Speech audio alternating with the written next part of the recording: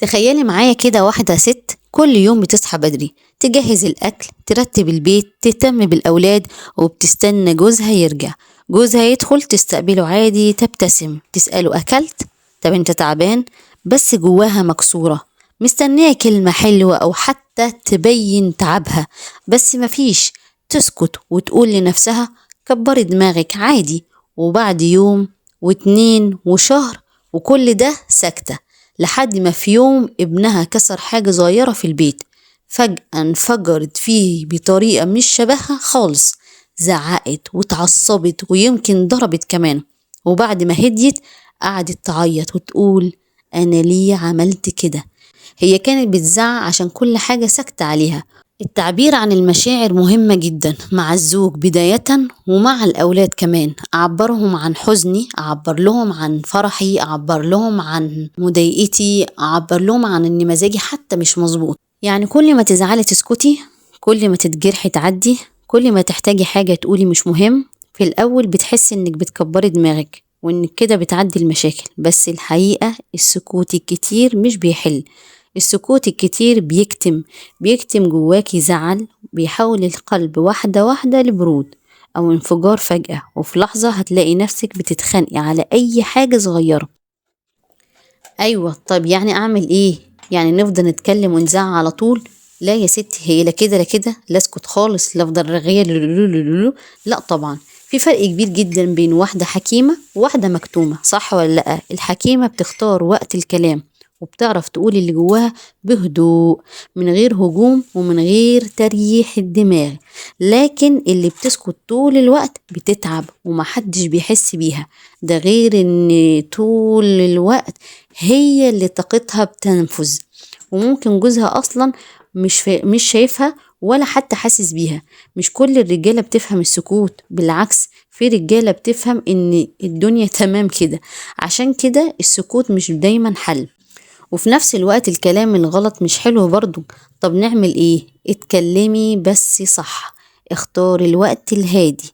بصي يا بنات، الخلاصة بجد اللي عاوزة اقولهولك ان انتي مهم اوي ان انتي تبقي صريحة في مشاعرك، بتعبري عن بتعبري عن نفسك بالكلام اللي انت هتقوليه، بدون نرفزة وبدون اسلوب مش كويس. وفي الاخر تقولي له ما اصل انا كنت صابرة على فكرة على اسلوب كذا وطريقتك كذا وانت فيك وفيك. كل ما انت بتحاولي تبيني اللي قدامك ان هو في صفات وحشة كتير، كل ما انت بتقريها بمعنى ان انت بتخليه يشوف طول الوقت نفسه وحش.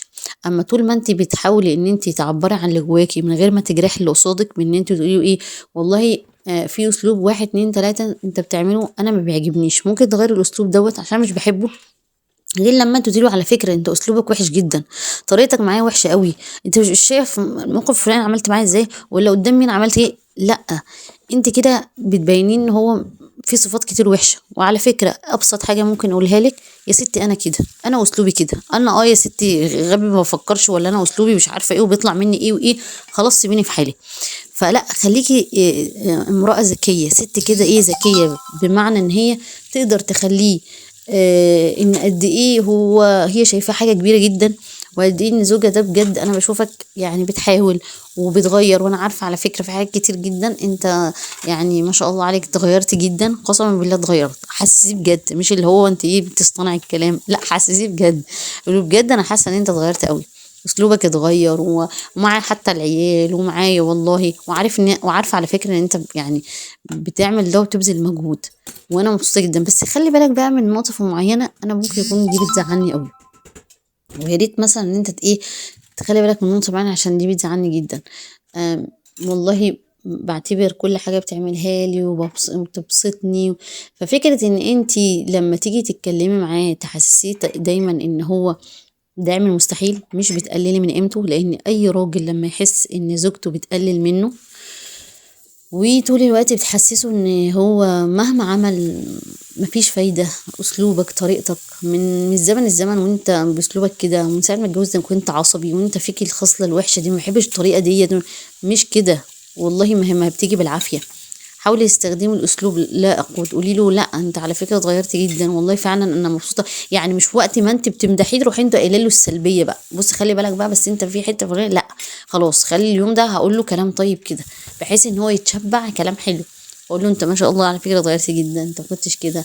لو هو يا ستي بينام كتير، انت اللهم بارك بقيت تصحى بدري، وتشجعيه.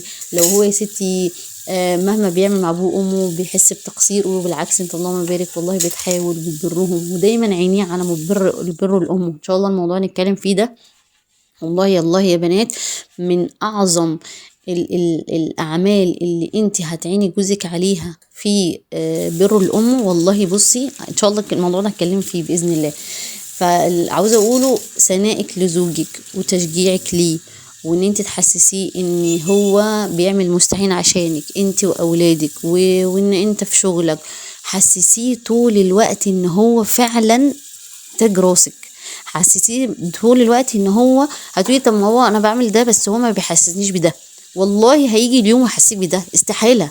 هو طول الوقت بياخد منك دعم، استحاله ان هو مش هيديكي ده. طب يا ست افترضنا ان هو فعلا مش بيديكي الدعم، قولي له على فكره انا محتاجه منك دعم. انت بالنسبه لي لما بتقولي انت الله عليكي جزاك الله خير على البيت وبتهتم بيا ومش عارفه ايه، انت لما بتقولي كلام طيب ده بيشجعني. فانت كل مره لما بتتكلمي معاه ويبقى في صله بجد وفي صحوبيه بجد، كل ما دوت هيزيدكوا ألفة ما بينكوا، حب ما بينكوا. انا كلامي دوت مقصود منه ان قد ايه البيوت الصغيره اللي بتبنى بحب، والله والله فعلا ربنا بيمليها بركه وبيمليها سعاده. والله ما تكونش دعوه بالمظاهر الفيك اللي احنا بنشوفها على اليوتيوب والمنصات ديت، اللي هما الاتنين هي وزوجها الدنيا هما بيجيبوا لك في الاول والاخر اللقطه الحلوه، ولكن بيوتهم والله بيبقى فيها مشاكل. ولكن الصح ان انت تبقى حياتك متداريه ومحدش يعرف عنك اي حاجه. وسبحان الله والله والله يعني هتلاقي سبحان الله بركه في كل شيء، في اولادك وفي زوجك وفي حياتك كلها. بسبب ايه؟ بسبب سبحان الله ان انت يعني بتصنعي اثر، بتحاولي ان انت فعلا يبقى زوجك ده تاج راسك. بس يا رب يبقى يكون كلامي خفيف عليكم على قلبكم يا رب. لو كلامي عجبكم حاولوا ان انتوا تشيروه لكل ام زيكم، كل بنوته كده يعني محتاجه، مش بنوته بقى يعني، كل ام محتاجه تستفيد من المعلومات ديت، كل زوجه محتاجه يعني تتلطف مع زوجها بالكلام. والسلام عليكم ورحمه الله وبركاته. مع يوميات تصنع اثر، كوني انت الاثر.